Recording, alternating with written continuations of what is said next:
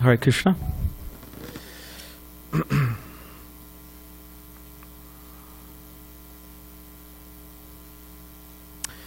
Jai Radha Madhava Kunja Bihari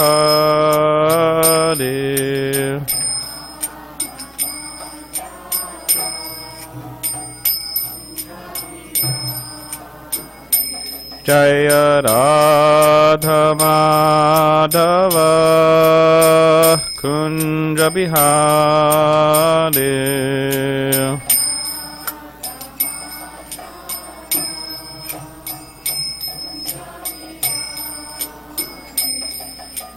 Gopi Janavalabha Girivardhari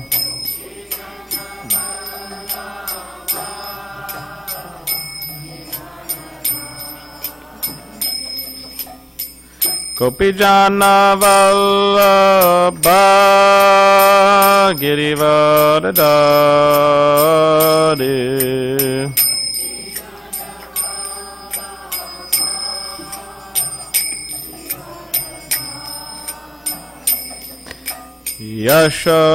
Yashodanandana Prajajana Ranjana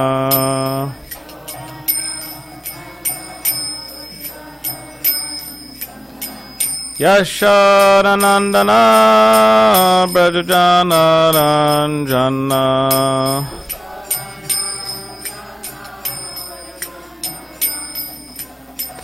Yamuna Tira Vanachari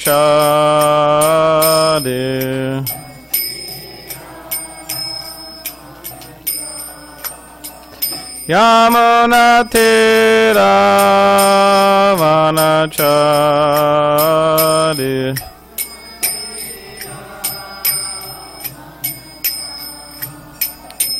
Jaya Radha Madhava Kunja Bihari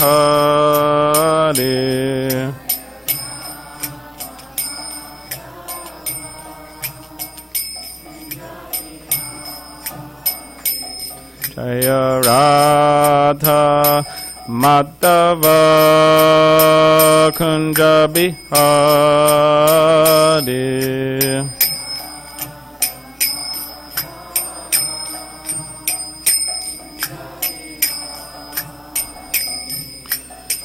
Gopi Janavalabha Girivardhari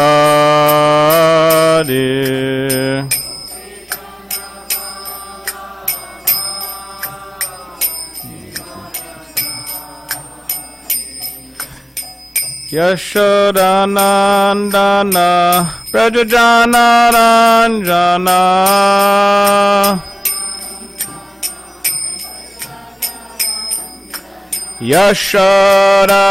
Yashodanandana Prajajana Ranjana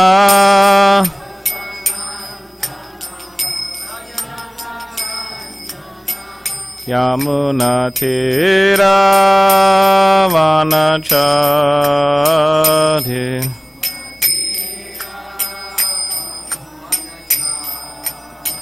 Yamuna Tira Vanachari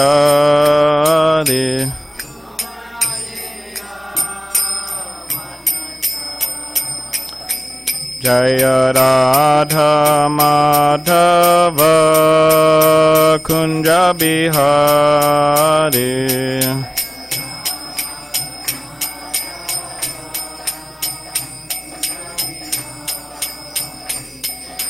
Gopi Janavalabha Girivardhari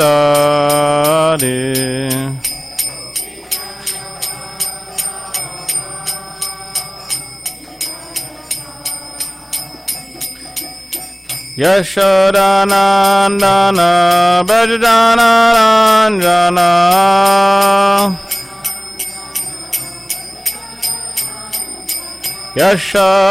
Yashodanandana Prajajana Ranjana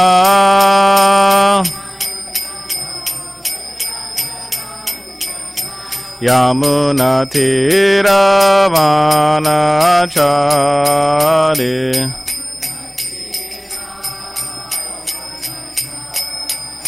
Yamuna Tira Vanachari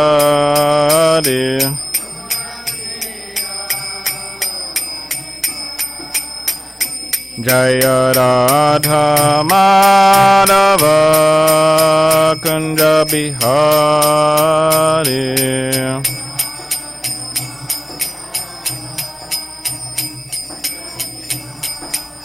Jaya Radha Madhava Kunja Bihari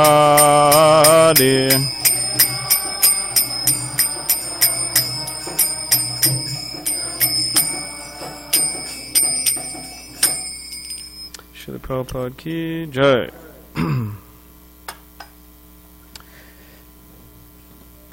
So, good evening everyone. Hare Krishna. So tonight, I thought we could read from Sri Chaitanya Charitamrita. So Sri Chaitanya Charitamrita is the one of the biographies of Lord Chaitanya Mahaprabhu. Translation and commentary by His Divine Grace, A.C. Bhaktivedanta Swami Prabhupada, founder, Acharya of the Hare Krishna movement. And it's 9 volumes. So this is one of the last volumes. It's Antya Lila, which is like, Antya means end, towards the end of the pastimes. Volume 1 and Chapter 8, which is entitled Ramachandra Puri Criticizes the Lord. So if everybody could just repeat after me, please. Jaya Jaya Shri Chaitanya Jaya Nityananda Jaya Dvaita Chandra Jaya Gaura Bhakta Vrinda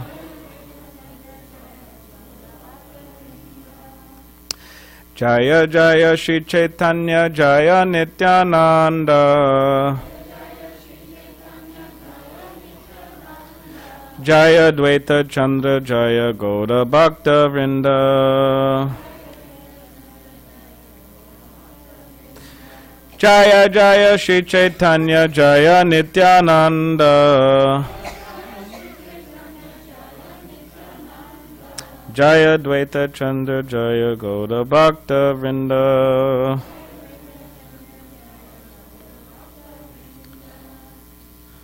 Okay.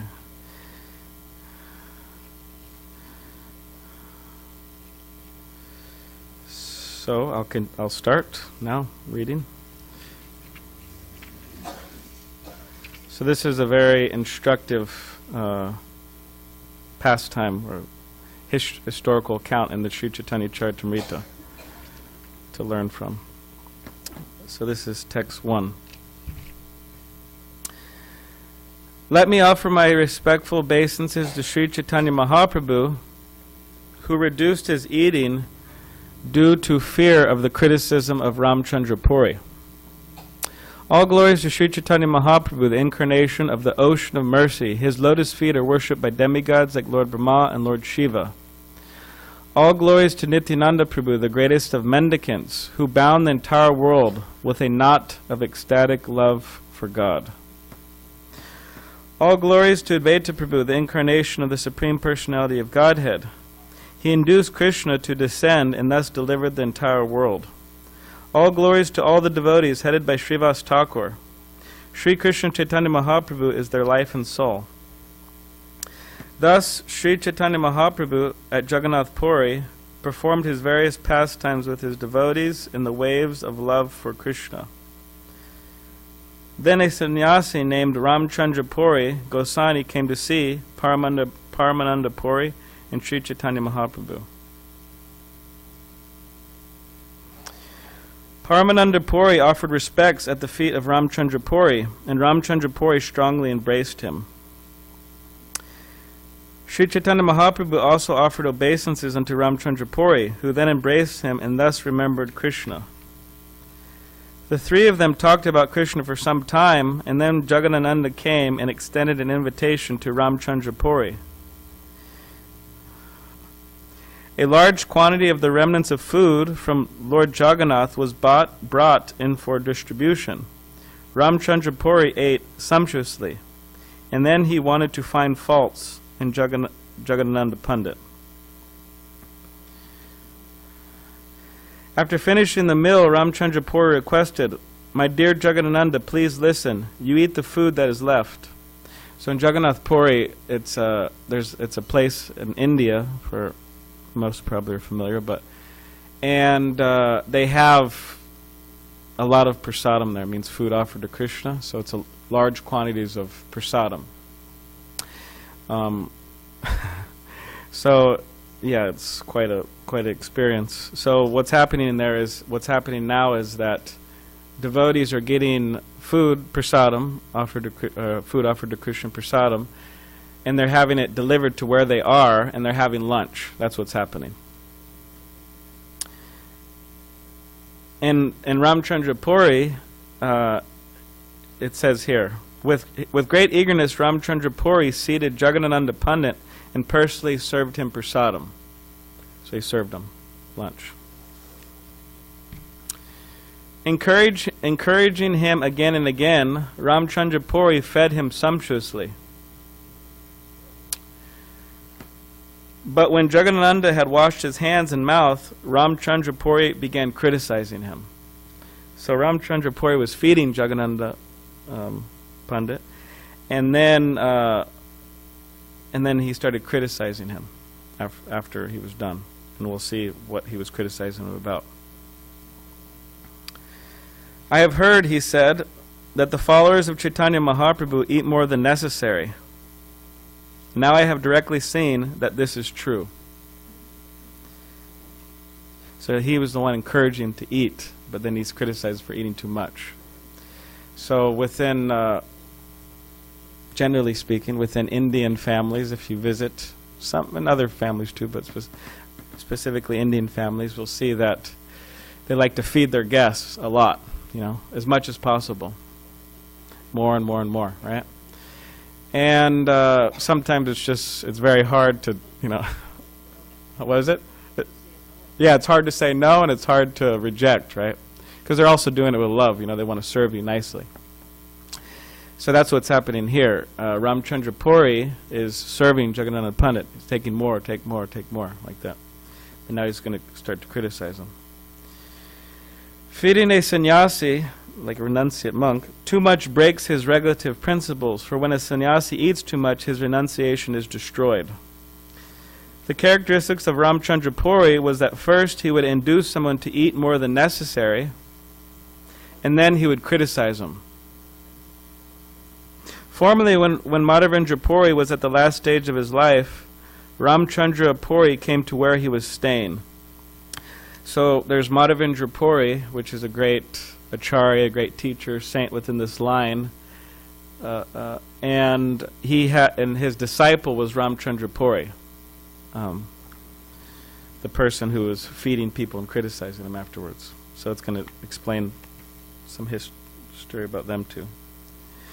Madhavendra Puri was chanting the holy name of Krishna, and sometimes he would cry, "Oh my Lord, I did not get shelter at Mathura." Then Ramchandra Puri was so foolish that he fearlessly dared to instruct his spiritual master. If you are in full transcendental bliss," he said, "you should now remember only Brahman. Why are you crying?" So I'll just offer prayers real quick. Om Jnanativedandasya Gananjana Shalakaya Chakshulanmaditamena Tasmai Shri Gurave Namaha. I was born in the darkness of ignorance, and my spiritual master opened my eyes with the torchlight of knowledge. I offer my respectful obeisances unto him. Mukam Karidvachalam Pangam Langai Tegirim Yat Kripatam Ham Vande Shri Gurunditananam. Vancha Kalptribhascha Kripa Sindhubevacha Patitanam Pavanebhyo Vaishnavebhyo Namo Namaha. Shri Krishna Chaitanya Prabhu Nityananda Shri Advaita Gadadhar Shivasadi Gaura Bhaktavinda. Hare Krishna, Krishna Krishna, Hare Hare, Hare Rama, Rama Rama, Hare Hare. So we'll read a few more verses. So what's happening is Ramchandra Puri, he's at the bed of his spiritual teacher, Madhavendra Puri. So Madhavendra Puri is there, and he's getting ready to leave the world. And what's happening is Ramchandra Puri is on the side of his bed, and he's instructing him. He's instructing his own spiritual teacher in a very arrogant way, which is unfortunate for him. So it says, so this is what Ramchandra Puri says to his guru, because his guru is lamenting that I have not reached my goal of perfection and Krishna consciousness, perfection of God consciousness. I have not reached my goal, and therefore he's lamenting, which is a spiritual lamentation. It's not material, it's a spiritual thing. So he's lamenting. But then his disciple Ramchandra Puri, this is what he says. He says to his guru, if you are in full transcendental bliss, he said, you should now remember only Brahman. Why are you crying? Purport. As stated in the Bhagavad Gita, Brahma Bhuta Prasanatma, a Brahman realized person is always happy. Nashochati Nakangshati, he neither laments nor aspires for anything. Not knowing why Madhavendra Puri was crying, Ramchandra Puri tried to become his advisor. Thus he committed a great offense, for a disciple should never try to instruct his spiritual master. So next text. Hearing this instruction, Madhavendra Puri, greatly angry,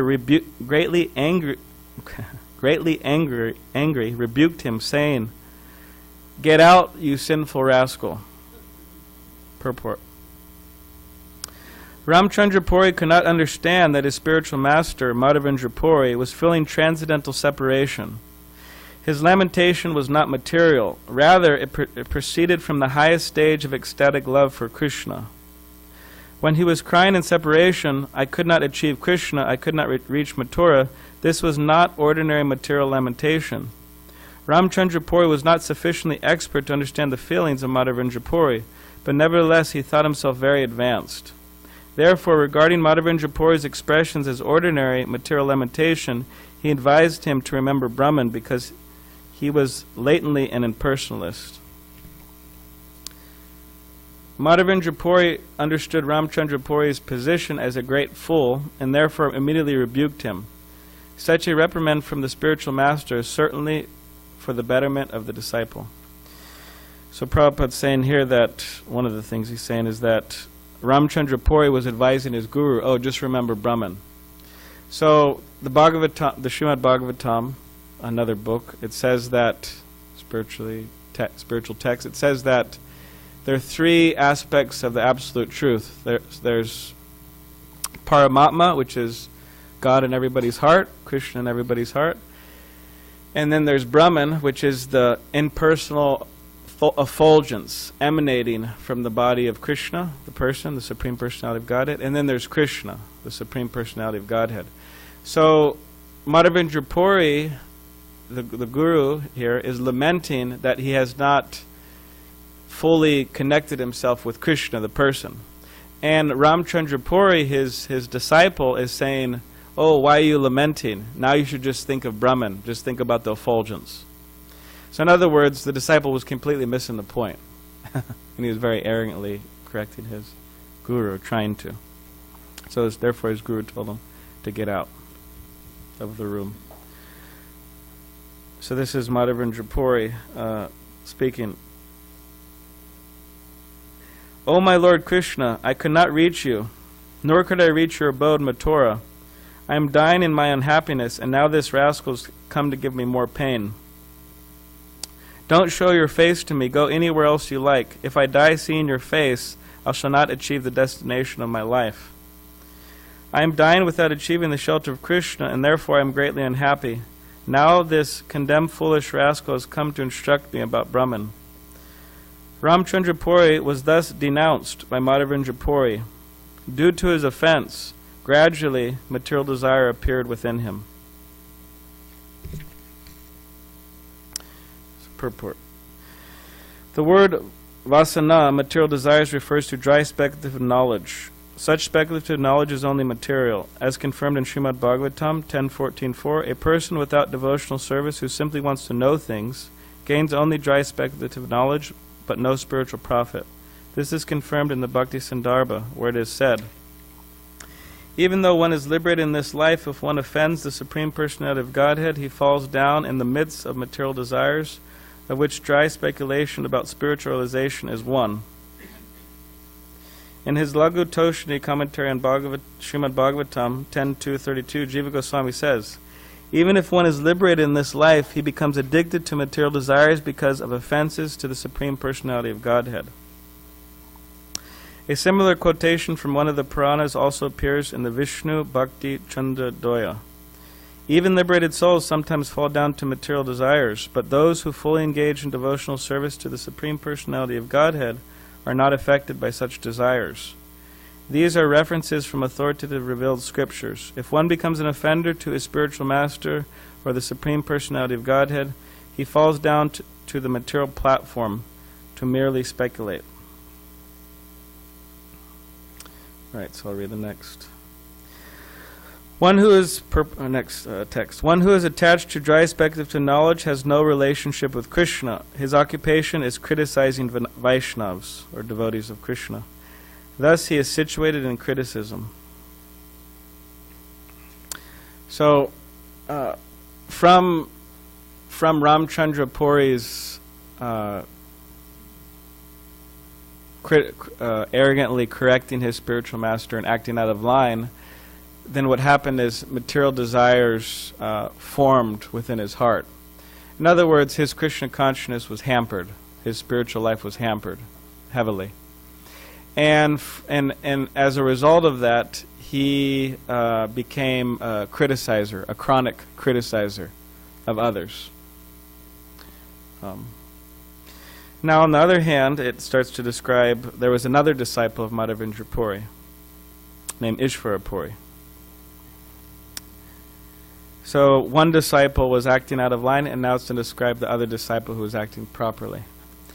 Ishvara Puri, the spiritual master of Sri Chaitanya Mahaprabhu, performed service to Madhavendra Puri, cleaning up his stool and urine with his own hand.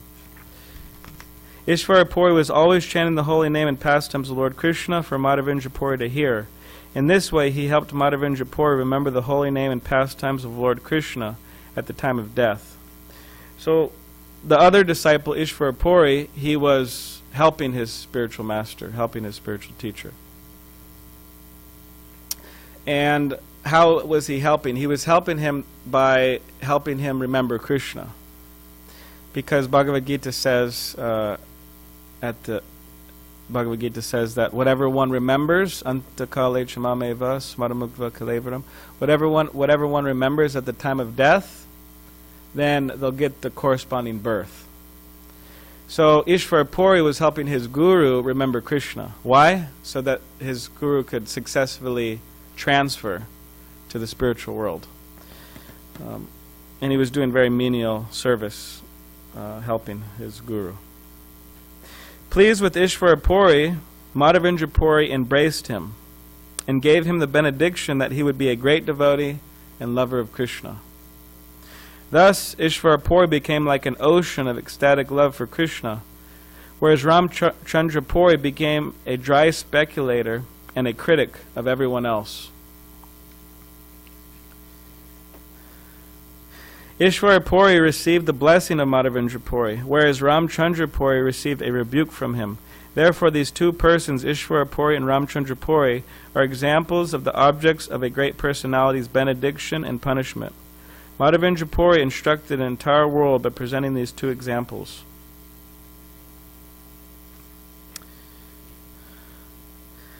Yeah, so it goes on. So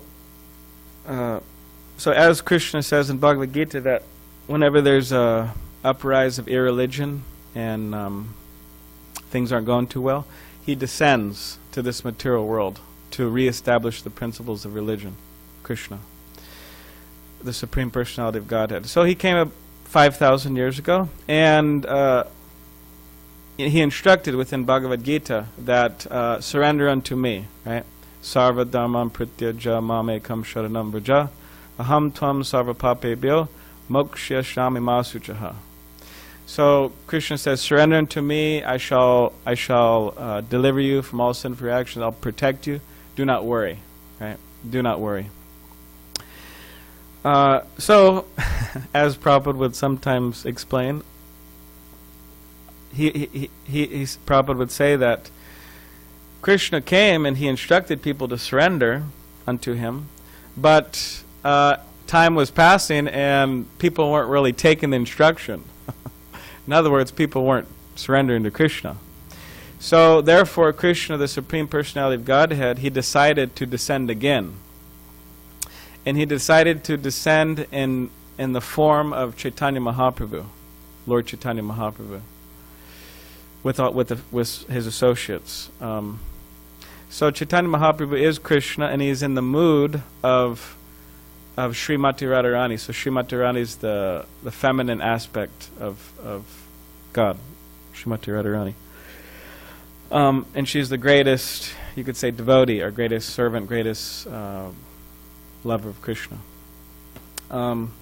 So Chaitanya Mahaprabhu came about 500 years ago, and he was distributing love for Krishna freely. So how was he doing that? In so many different ways. I mean, people would see Chaitanya Mahaprabhu, and then they would just develop their love for Krishna. Their eyes would they'd start crying, and their hairs would stand on. They would develop all these ecstatic emotions. Sometimes he would embrace them. Sometimes they would just see him. In different ways, he was giving love for Krishna, enticing them to chant Hare Krishna. In this way, they were developing their love for Krishna. And the examples given that just as, back in the day, there used to be kings, right? So if a king got intoxicated, drank some wine or some other beverage, intoxicating beverage, and he was drunk, the king would go out onto the street, and because he's the king, he has a lot of gold and, different valuable things, jewels and diamonds and sapphires and all these. So he would go out on the street and he would start distributing them freely. Why? Because he was intoxicated. So similarly, Chaitanya Mahaprabhu and his associate Lord Nityananda, and all of Chaitanya Mahaprabhu's associates, when they came, they broke open the storehouse of love of God, and they were freely distributing, because they were intoxicated themselves, not on wine or something like that, but they're intoxicated with this love for Krishna, so they're distributing. We had one guy here, we were all helping cook the Sunday feast, which will be coming soon. So we were cooking, rice and different vegetables, different things we were cooking one day.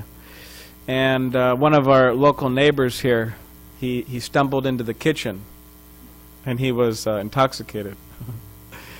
And he was a bit in an aggressive mood, but I guess also friendly.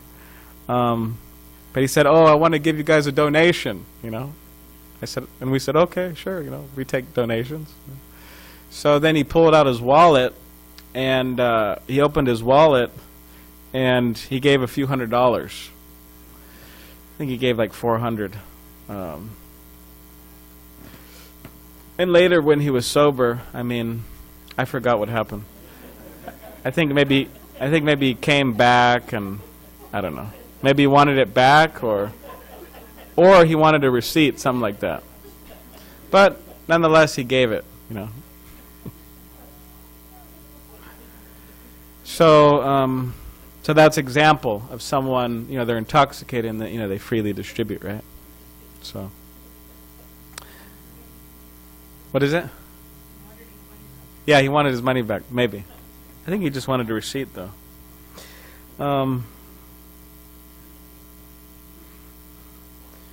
So, what this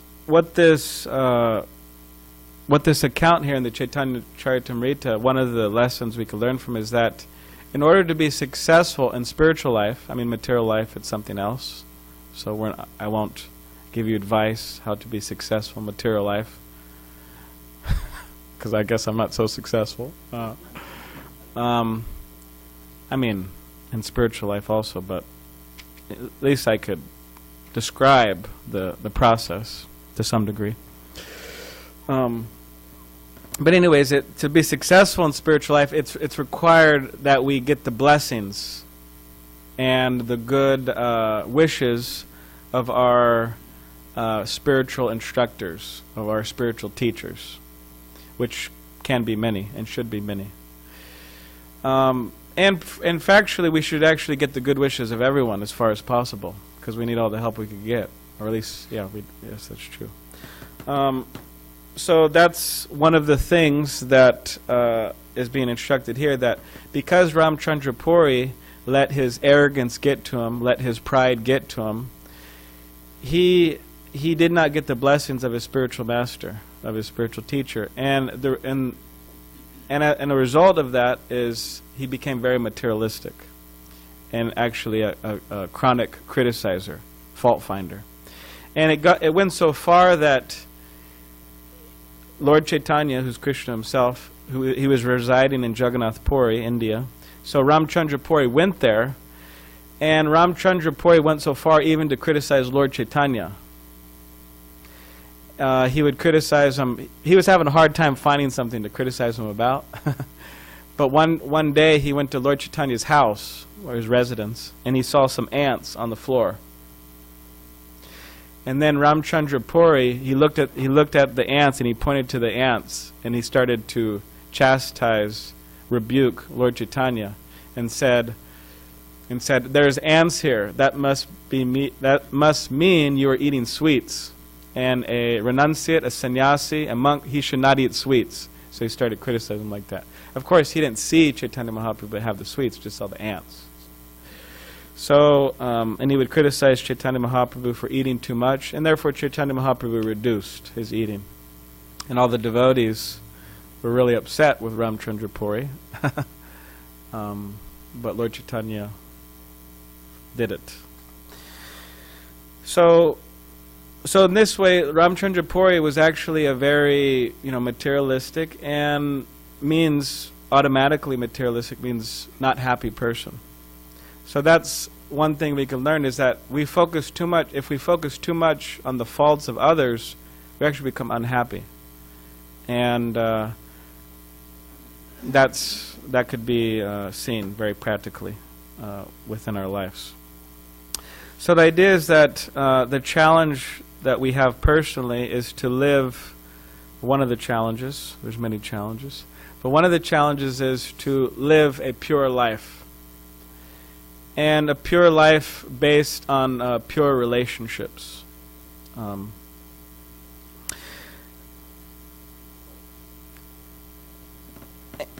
And one of the, you could say, the problems that may come up in us trying to have pure relationships is that maybe maybe we're lacking in purity in our heart. In other words, maybe we're lacking a pure heart. So therefore, Chaitanya Mahaprabhu, all the problems that we face in our life, in our relationships, in this world, and so on, it's actually all stemming from one thing, and that's an impure heart. So as soon as someone has a pure heart, then there's no problems, practically speaking. There may be problems coming up, but they're not like the problems that as we know it. So this is very practical. That, a lot of the times people, they think in so many different aspects. They think of so many different aspects of their life. They have to be careful with their health, right? They have to be careful how much sugar they eat.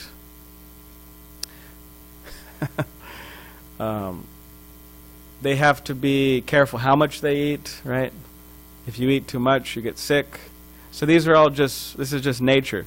You eat too much, you get sick. You eat too much sugar, you may get diabetes, right? Or whatever, something else happens. So these are all just natural consequences from activities that we do. So similarly, part of nature, another aspect of nature, is that if we do not deal properly with others, and what to speak of dealing properly with Krishna, the Supreme Personality of Godhead, in the right mood, then the natural result of that is that we feel unhappiness. We feel frustration. We feel something lacking within us. So, so the point is that we should try to, as far as possible, which means pretty far, deal properly with others and Krishna, the Supreme Personality of Godhead. Because we see from Ramchandra Puri, I mean, his attitude destroyed him practically. His attitude completely destroyed him, and his reputation and everything. Any good fortune in his life was destroyed by his attitude. So similarly, that's the same in our lives. Whatever attitude we have or develop, which by the way is induced by our association, the type of people we hang out with, the type of people we associate with, that our attitude can either destroy us, means spiritually, or nourish us. So, yeah, Ramchandra Puri was miserable. He was a nuisance to society. Nobody, everyone was unhappy with him. Whereas on the other hand, Ishvara Puri, who had the right attitude, the service attitude, the humble attitude, the right attitude, he was actually a great source of inspiration for the whole world, actually. And he was such a great personality that he became the guru, the teacher of Sri Chaitanya Mahaprabhu. He became the teacher.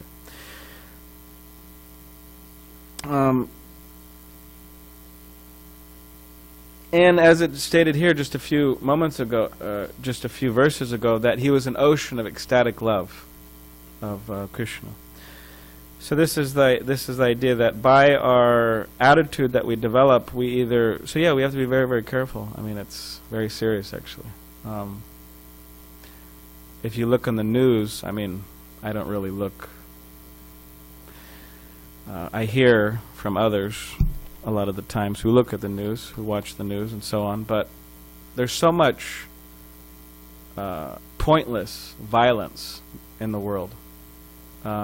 Means pointless means it's absolutely foolish and unnecessary.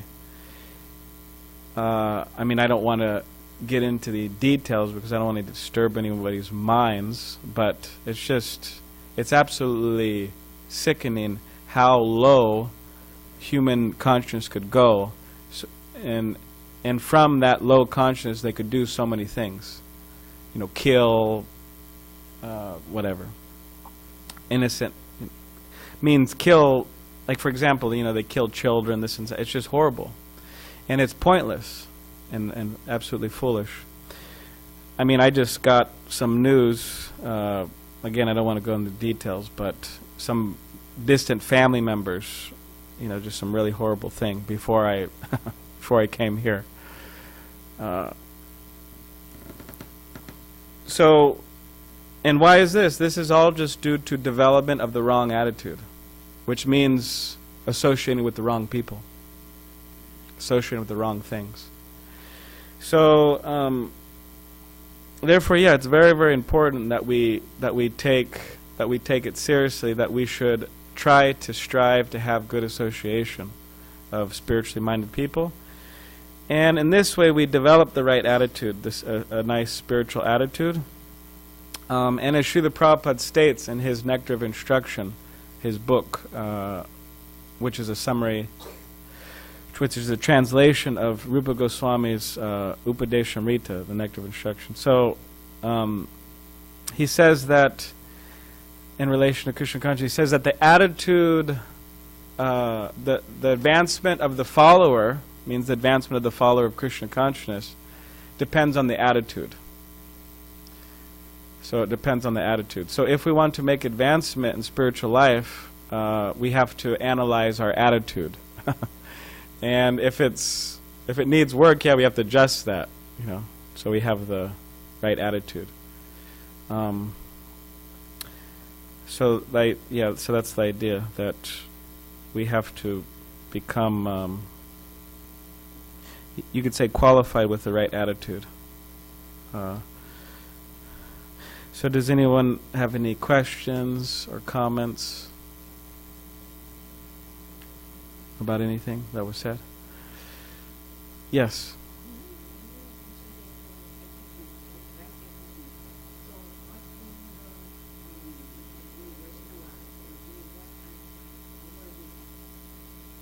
So she's saying that I mentioned attitude, and us being Vaishnavas, are servants of Krishna, what is the right attitude?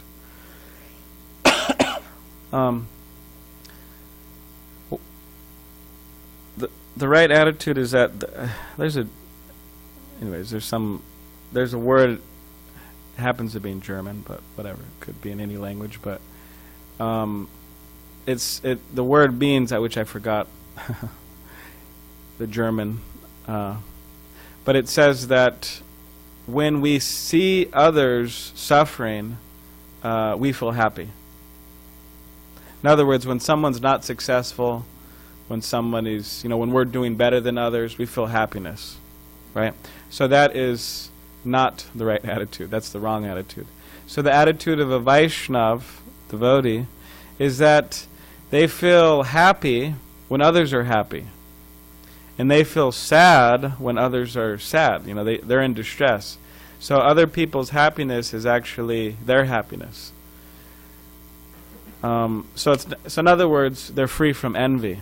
They're free from envy in the sense that envy means that, oh yeah, I'm doing better. I'm doing better than you, and you're doing worse, and I'm feeling happy about it, right? Because I'm feeling superior. So that's a materialistic, envious attitude. Whereas the devotee, they feel happy when others are happy, when others are making advancement. That's the difference. Srila Prabhupada, before he came to America in advanced age, right, he was about 70, came to America. He was he was trying to get his ticket to board the Jaladuta, the boat that he came over on. And there was one secretary, Indian man, and he was saying, "Oh, Swamiji, I know why you want to go to India." He said, "You want to go to India to enjoy, because people go to different places." What is it? Oh, sorry. I know where you want to go to America because you want to enjoy. That's what he was saying. So this fellow was saying that to Prabhupada, and because people go to different countries to enjoy, right? People go to Paris, whatever, they go sightseeing, and they go to Italy, they go here, they go there, so many places, Hawaii, to enjoy the sceneries, enjoy the buildings, all that. People come to SanDiego, they enjoy the SeaWorld or whatever, zoo. So this fellow was saying, "I know why you want to go to America, you want to enjoy." And then Prabhupada said, "Oh, what do I have to enjoy?" He said, "I'm an old man." He said, "My life is finished." And he said, the reason I'm going to America is that I know that there's a generation of people that are unhappy. And he said, I want to go there and I want to try to make them happy. That's what he said. So that was his motive, that he wants to educate people on Krishna consciousness so they could be happy. So that's the idea, attitude of the Vaishnava. They want to see others happy. One of the aspects. There's many qualities that a Vaishnava displays. But so does anyone have any other questions or comments? Yes.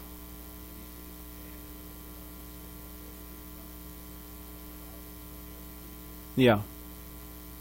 Okay.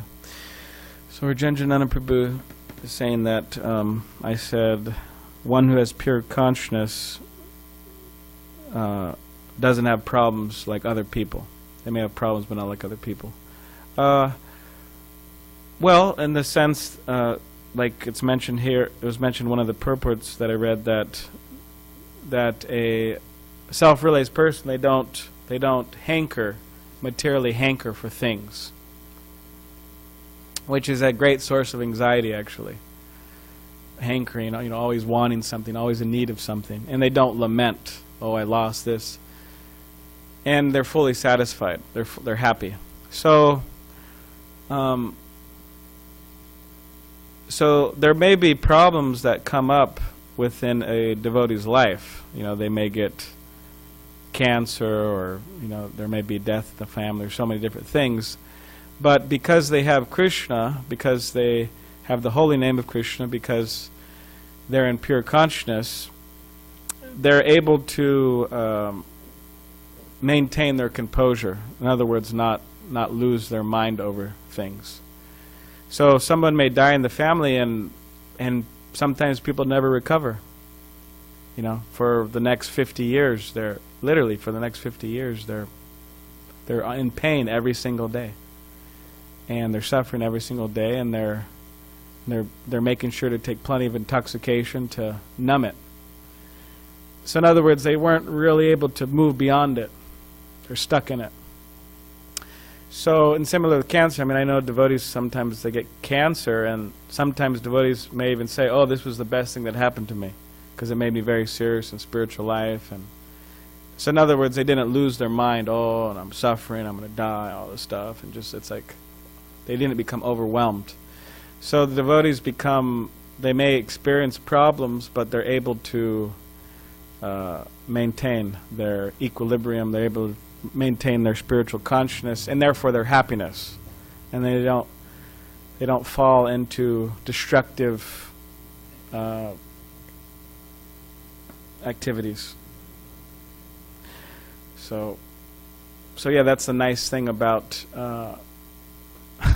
about being Krishna conscious. That's one of the nice things about being Krishna conscious, is that within our lives we're all going to have difficulties.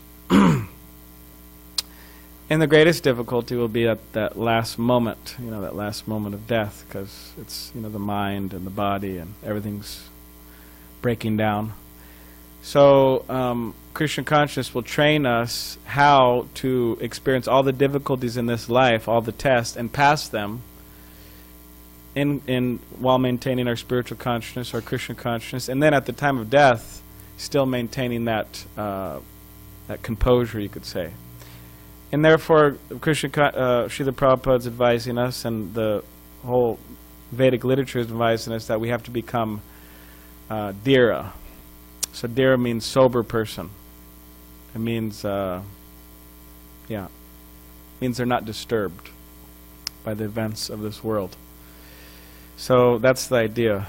I mean, it's quite a lofty idea, but it's possible. The first step of achieving, or one of the first steps of achieving something, is at least you have to have some faith that you could do it, right? Or that we could do it. Or have faith that Krishna could help us. So,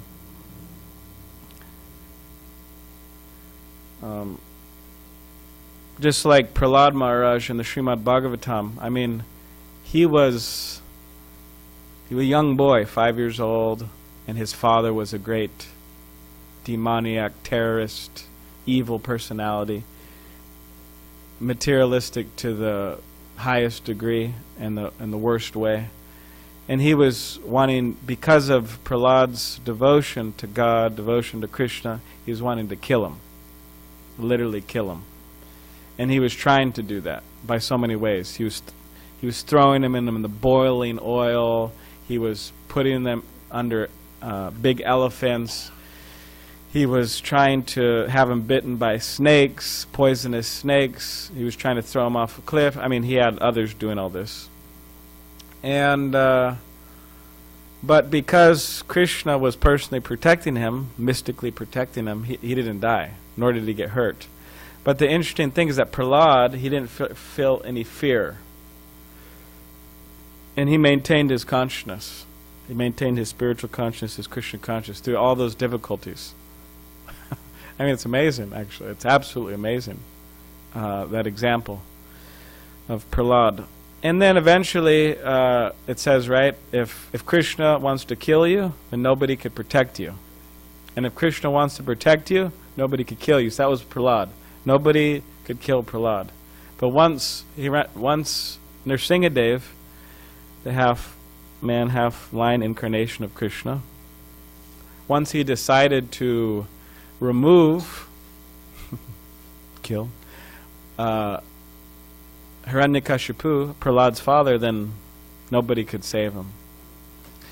So, yeah, there's so many examples of devotees within this line that have went through so many difficulties, and they maintain their Krishna consciousness. And that's actually the arrangement of Krishna. That's actually an arrangement of Krishna, that it happens to devotees. Because if it happens to materialists, what will the materialists do? They'll blame God, right? They'll go and, whatever, buy some heroin or whatever, some other drug, and or they'll commit suicide. In other words, they don't take it properly. Whereas a devotee, they experience some suffering, some pain, some problems, and they deal with it. And therefore, by them dealing with it, they teach the whole world, okay, this is how you deal with problems. You don't deal with problems by other ways. This is how you deal with problems, by taking shelter of Krishna. So we're so lucky that we have those examples within our lives. Or else we'd be in trouble, right? We just had the other examples. So does anyone have any other questions or comments? No? All right. All right. 7 o'clock. All right. Okay. Srila Prabhupada ki jai.